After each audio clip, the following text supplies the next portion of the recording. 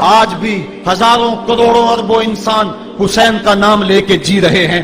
میں کہتا ہوں اگر کوئی یزید کا نام بھی لیتا ہے تو وہ سر جھکا کے دیتا ہے۔ کیسا تمہارا لیڈر ہے جس کا نام لیتے ہوئے بھی تمہیں شرم آتی ہے؟ نام لینے سے پہلے سر جھکاتے ہو، نام لیتے ہوئے پسینہ پسینہ ہوتے ہو، نام لینے کے بعد منہ چھپا لیتے ہو۔ تمہیں اپنے قائد اور اپنے لیڈر کا نام لیتے بھی شرم آتی ہے، اور جب ہمارے لبوں پہ نام حسین آتا ہے ہمارا قد اونچا ہو جاتا ہے، ہمارا سر فخر سے بلند ہو جاتا ہے۔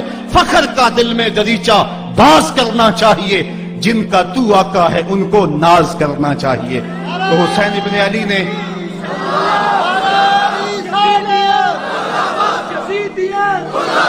کسی نے کہا تھا کہ یہ دو شہزادوں کی جنگ تھی، تو کسی نے بڑا خوبصورت جواب دیا۔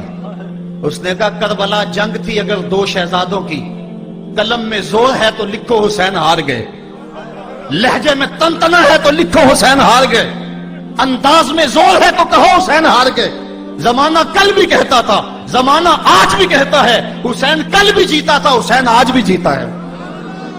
جب حضرت امام حسین رضی اللہ تعالیٰ عنہ کا سر انور کاٹ لیا گیا اور خولی بن یزید نے نیزے کی نوک پہ اس کو رکھا، ویسے رخ سر کا زمین کی طرف سے تھا، کسی نے کیا خوب کہا، باں کے سر نیزے پہ اور سوئے زمین ہے روح، یعنی سجدہ ثانی کی ہے آرزو۔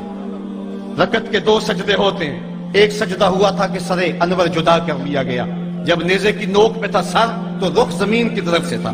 شاعر کہتا ذرا غور سے دیکھو سر حسین کیا کہہ رہا ہے، سر حسین کی پیشانی زمین کی طرف ہے، پیشانی میں دوسرے سجدے کی آرزو مچل رہی ہے۔ تو جب امام حسین کا سر خولی نے نیزے کی نوک پہ چڑھایا، اس نے تو یہ کہنا چاہا تھا کہ ہم فتح یاب ہوئے اور دیکھو ہم نے سر کاٹ لیا۔ کسی نے کہا ذرا غور سے دیکھو یہ تو سر کٹ کے بھی سر بلند ہے، یہ سر کٹ گیا پھر بھی سر بلندی نہیں گئی ہے، اس کا بانکپن پھر بھی نہیں گیا ہے۔ حسین کا سر کل بھی اونچا تھا، حسین کا سر آج بھی اونچا ہے، اس کا نام زندہ، اس کا پیغام زندہ، اس کی فکر زندہ۔ حضرت امام زین العابدین یہ کربلا کے وہ شخص ہیں جنہوں نے سارا منظر اپنی آنکھوں سے دیکھا تھا۔ اتنے دکھ کسی کو نہیں پہنچے جتنے زینب اور زین العابدین کو پہنچے ہیں۔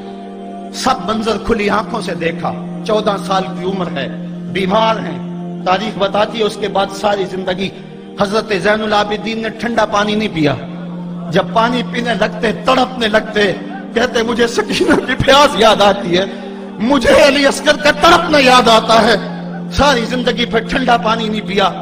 حضرت امام زین العابدین نے یہ سارا منظر کھلی آنکھوں کے ساتھ دیکھا تھا، اور پھر آپ نے دمشق کے بازاروں میں بھی اور کوفے کی گلیوں کے اندر بھی سروں کا یہ قافلہ اپنی قیادت کے اندر جو ہے وہ گزارا تھا۔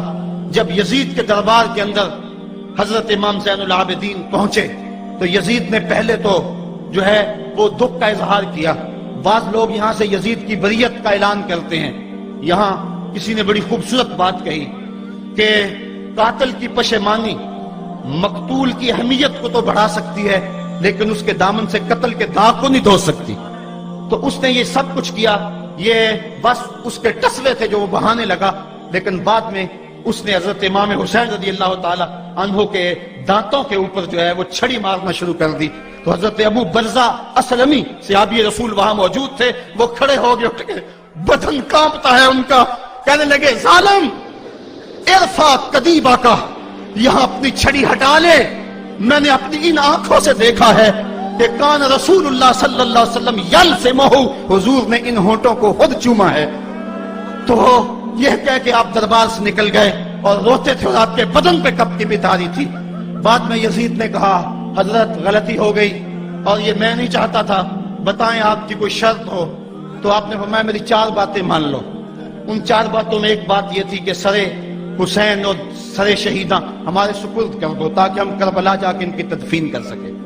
دوسری یہ تھا کہ ہمیں مدینہ حفاظت سے پہنچا دو۔ تیسری شرط یہ تھی کہ مجھے جو ہے وہ جمعے کا خطبہ دینے کی اجازت دو آج دمشق جامع مسجد کے اندر۔ چوتھی بات آپ نے یہ فرمائی کہ قاتلان حسین جو ہے وہ میرے سپرد کرو۔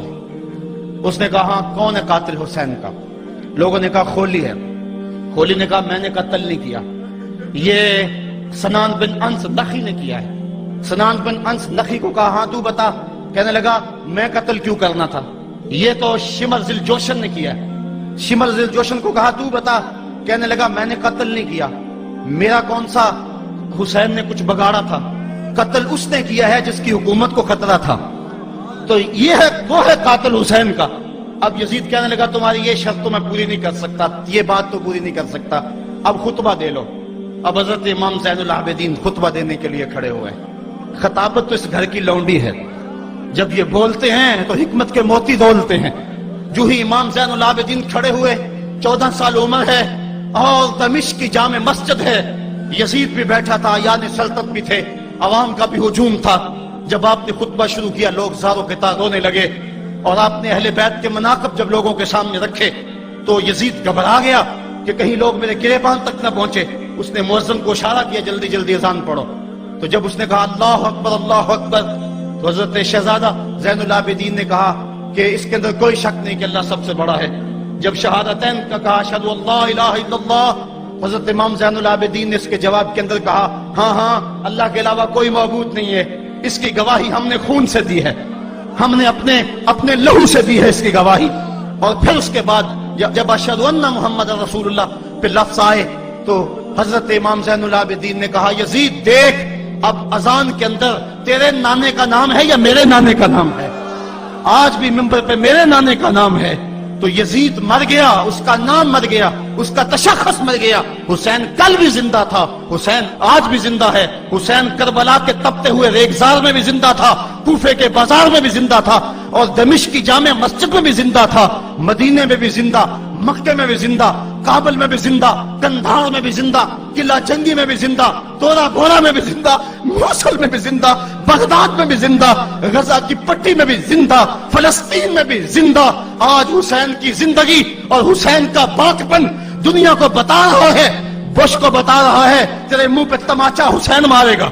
जमाना बताएगा कि हुसैन कल भी जिंदा था, हुसैन आज भी जिंदा है।